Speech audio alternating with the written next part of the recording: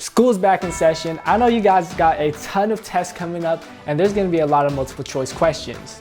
In this video, I'm gonna share with you guys a few tips on how to make those multiple choice questions a little bit easier.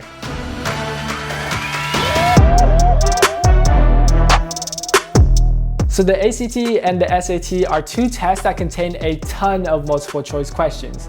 And if you're trying to go to college, you'll most likely have to take one of these tests. I know this can feel very overwhelming, but I'm here to help you guys. I'm here to give you guys some tips on how to answer those multiple choice questions.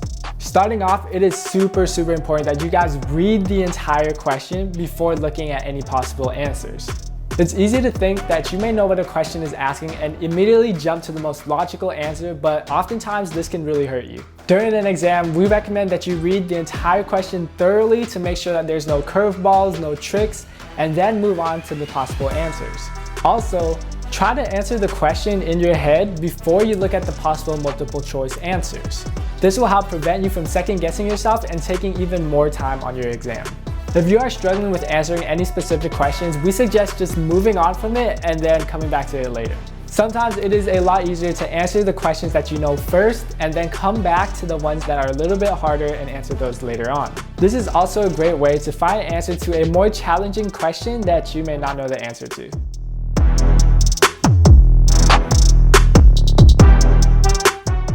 It is super important that you guys pay attention to questions that have the word not, sometimes, always, or never. An answer with the word always must be irrefutable. If you can find even a single counterexample, then this answer is not correct. The same goes for the word never. If you can find even a single counterexample to an answer that has the word never, then this will indicate that the answer is also wrong. If you're looking for some practice on some multiple choice questions that include the words never and always, be sure to check out the SAT prep course on Khan Academy. Now, there are questions that have answers such as none of the above or all of the above. When you encounter one of these questions, look at all of the answers, and if one of the answers is even remotely wrong, do not select all of the above. This is the same for none of the above. When you look at all of the answers, if one of them is correct, do not select none of the above. This one's pretty straightforward, but be sure to read through all of the answers and make sure that they're either correct or not correct before selecting none of the above or all of the above. There you have it. Those are a few of the tips I have for you guys to navigate those multiple choice questions that can be a little bit tricky.